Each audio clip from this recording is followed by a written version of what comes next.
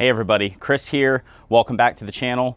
This week, we are finally going to be tackling what I think is my fuel issue. Driving the Stout, some of the issues that I've had, basically I'll be driving and all of a sudden it just starts bucking. And when I've pulled over, because of that great sight glass I've got on the carburetor, I can see that I don't have any fuel. The fuel pump is running.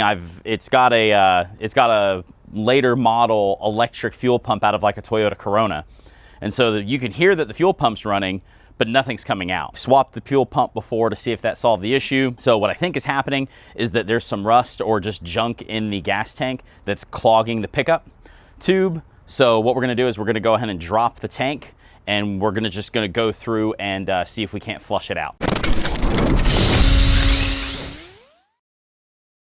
So the fuel tank on these trucks is pretty easy to get to. They're also pretty small. You can see it's this guy here. And we've just got the simple filler neck there. And all that's holding it on is you've got two straps. So on the far side is the nut, and then that strap comes loose. So we're gonna go ahead and get this guy out of here. Looking at the back side of the tank, here are your two bolts that hold it in. So we're gonna get those removed as well as the pickup tube.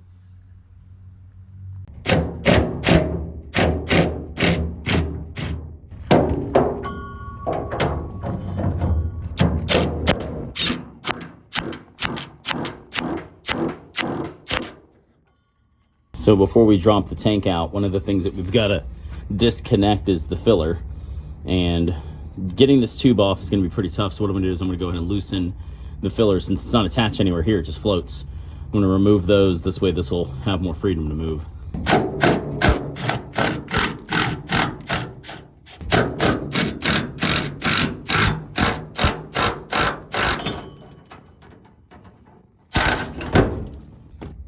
Well, looks like my fuel tank was ready to come out with all that impacting. All right, so to disconnect the fuel supply line, what we're gonna do is, it's got a banjo fitting there on top. I'm just gonna undo that banjo fitting as opposed to the nuts and get this thing off. All right guys, it took some finagling, but we got the tank out. The pad on that side fell off, so we'll be sure to put that back.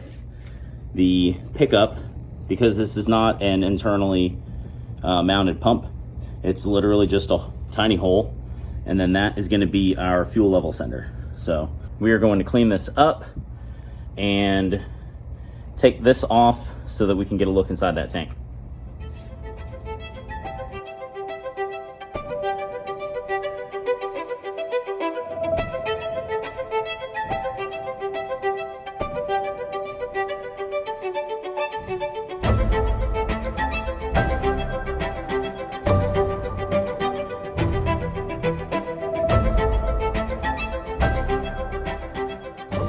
So we've got the fuel level sending unit completely unbolted. We've got the wiring off. So we're gonna go ahead and break this seal. Honestly, this might be the first time the seal is getting broken in 60 years.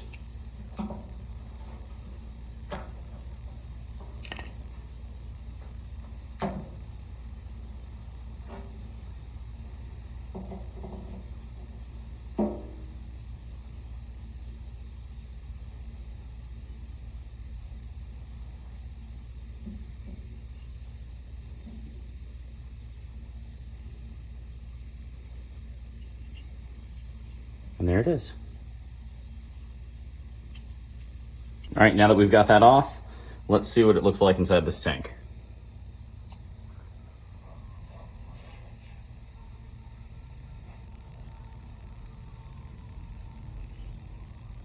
Wow. Guys, for a 60-year-old fuel tank, this looks incredible.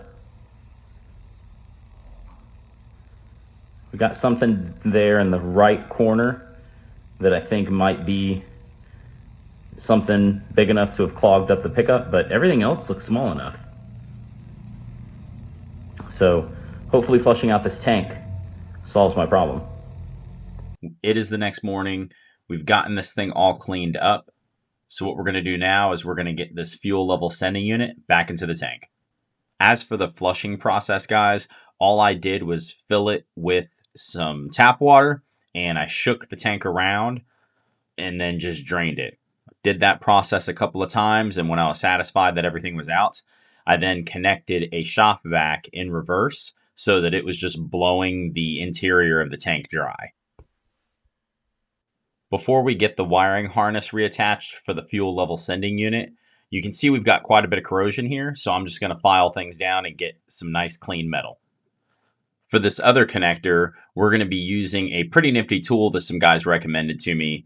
This is a fiberglass scratch pen. So it's actually going to be fibers of fiberglass in this pen, and it's abrasive, so you can kind of just get in here and scratch at it, and it will clean up and get us to get that corrosion off of the harness. There we have it, guys. We've got the tank put back together. The only thing we're missing is this fuel pickup tube, which we'll get in once the tank is in the truck. So let's get to it.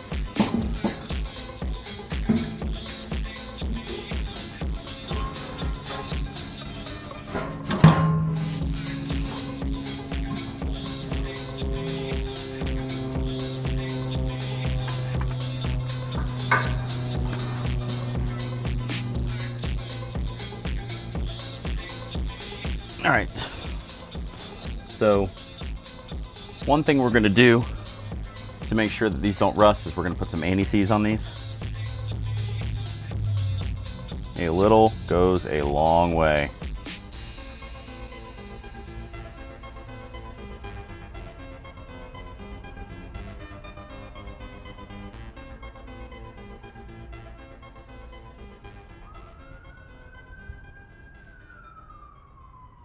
Now that we've got the pickup tube reattached, we can go ahead and lift the tank up, get the straps under it, and get it bolted in.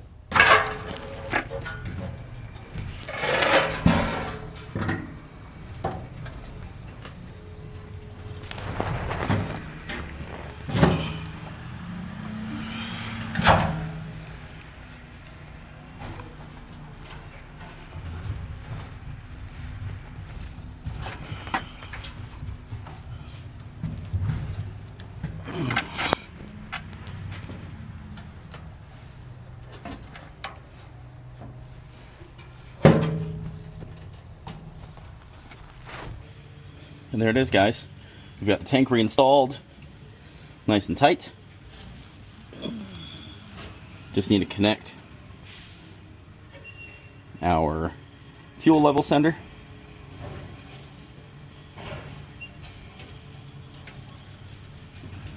And reattach the filler neck and tighten that hose clamp.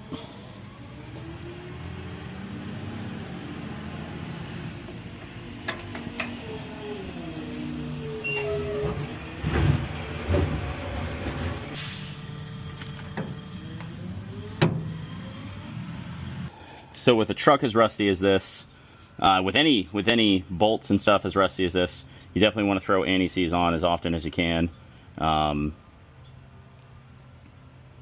that you can get this out in the future.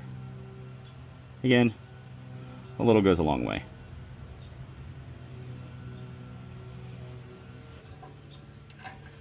The other thing you guys always want to do is you want to install them by hand. Don't use tools, because that's how you strip bolts. So once you've got it threaded in by hand, you can put a tool on it.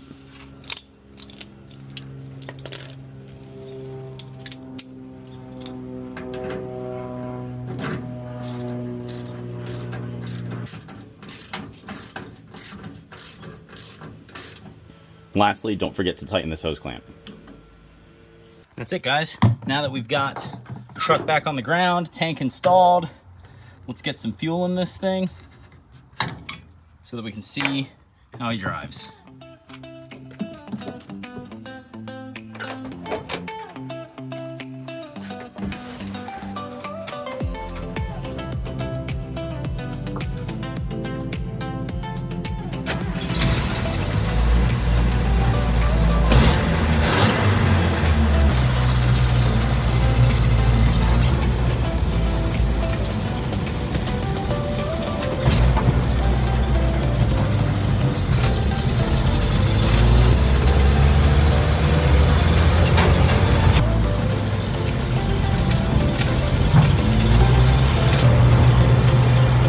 Alright guys, I am going to call this a win. Seems like the truck is running well. At least I know now that the tank is clean and in good shape.